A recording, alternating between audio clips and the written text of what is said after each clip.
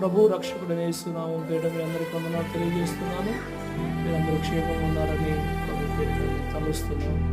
దేవుని దీవెన మీతో ఉండగాక. ఈ దినము దేవుని మాట మీకు తెలియచేయాలనుకుంటున్నాను. కృంగిన వేళలో మనము దేవునికి ప్రార్థించేవారుగా ఉండాలి. ప్రార్థించినప్పుడు ఆ కృంగిపోయిన సమయంలోనే ఆయన మనకు సహాయం చేస్తాడు. ఆయన మనం నిలబెట్టగలుగుతాడు. అది ప్రభువైన యేసుక్రీస్తు యొక్క సహాయం మనకు దొరుకుతుంది. అందుకే మనం గమనించాలి. 32వ కీర్తన 8వ వచనంలో మనం చూస్తే ఆయన ఉపదేశించేవారుగాను, నడిపించేవారుగాను, మార్గం చూపించేవారుగాను దేవుని దృష్టి మన మీద ఉండే విధంగా ఆయన మనందరికీ ఉన్నారు. కనుక ఆయన రీతిగా మనకు ఉండాలి అంటే మనము కృంగిపోయిన సమయంలో అయినా సరే దేవుని